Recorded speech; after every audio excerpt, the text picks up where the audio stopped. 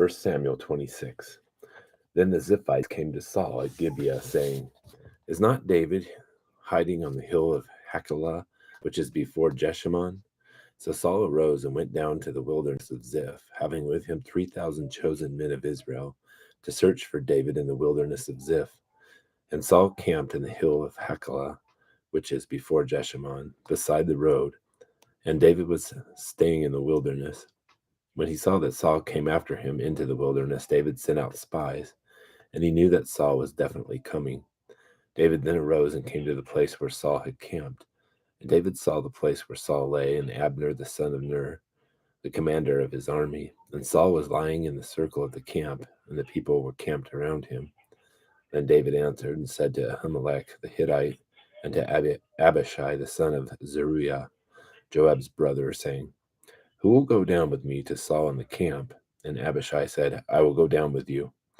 So David and Abishai came to the people by night, and behold, Saul lay sleeping inside the circle of the camp, with his spear stuck in the ground at his head, and Abner and the people were lying around him. Then Abishai said to David, Today God has delivered your enemy into your hand. Now therefore, please let me strike him with the spear to the ground with one stroke, and I will not strike him the second time. But David said to Abishai, Do not destroy him, for who can stretch out his hand against the Lord's anointed and be without guilt?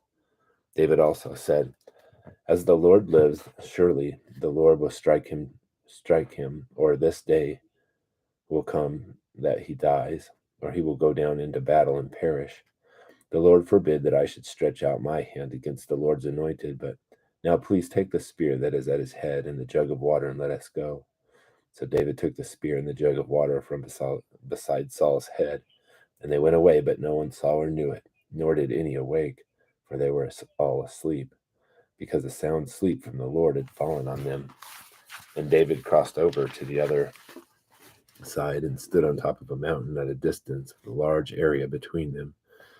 And David called to the people and to Abner the son of Ner, saying, Will you not answer, Abner? Then Abner answered and said, Who are you who calls to the king?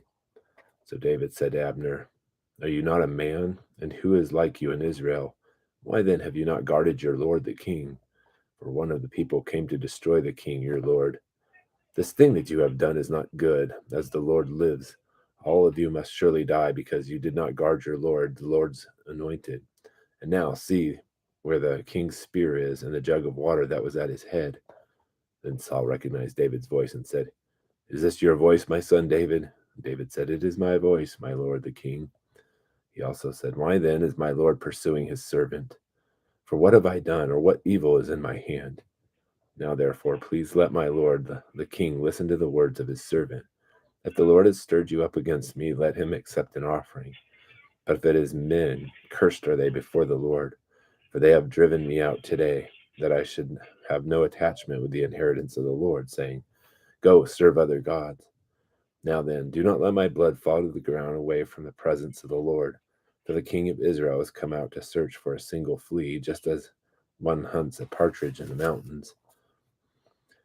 When Saul said, I have sinned, return, my son David, for I will not harm you again, because my life was precious in your sight this day. Behold, I have played the fool and have committed a serious error. And David answered and said, Behold, the spear of the king.